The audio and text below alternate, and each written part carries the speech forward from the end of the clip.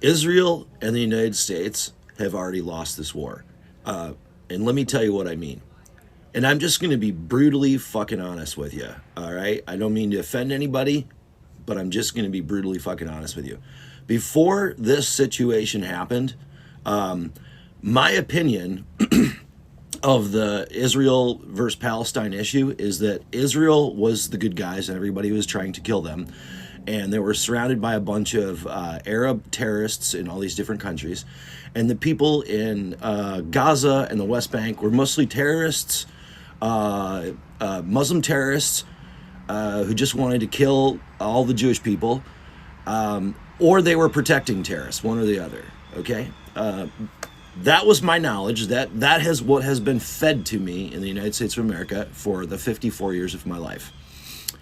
Now, I have educated myself on the situation. I know about the Nakba and Tantura. I know about the Israeli PR firm of Hasbara. I mean, I've now started to educate myself on this stuff. I've said to myself, well, why is all this happening? And so I learned about the 1953 CIA coup toppling the government of Iran, and then how that sparked the Iranian Revolution in 1979, which basically that it was the foundation of terror as we know it in the Middle East, right? We've learned about all of these things, okay? And we've learned that the United States funds 16% of Israel's military budget.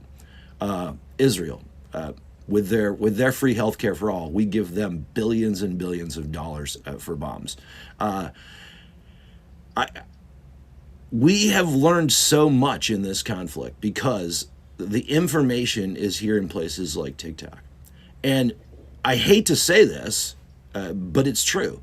The only thing that is going to change this conflict is the horror of Western people like me right now that are seeing this and saying, holy fuck. But you have to understand something. We're just getting to this spot right now. And what we're seeing is that the Palestinian people have been undergoing this for 75 years. This is no different than anything else that they've gone through for 75 years. Entire generations. Okay?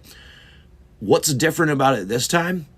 Westerners are finally speaking up. And unfortunately, that's the only thing the Palestinians can do to get their message out to the world, because the Zionist Israelis have they have a hold on the information networks and always have. That has now disappeared.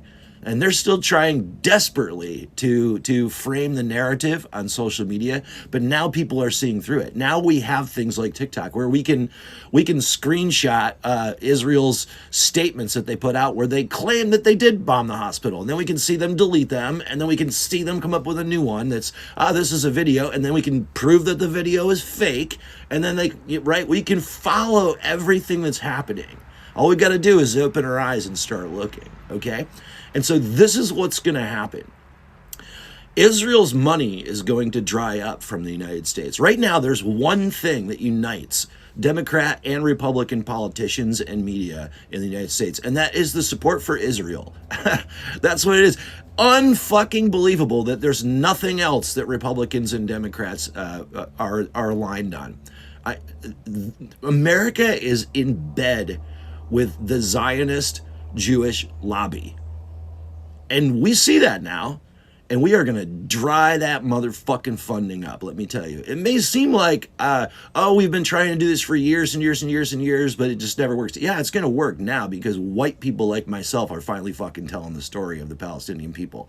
That's what's going to fucking happen. And it's gross. It's disgusting that that's what it takes.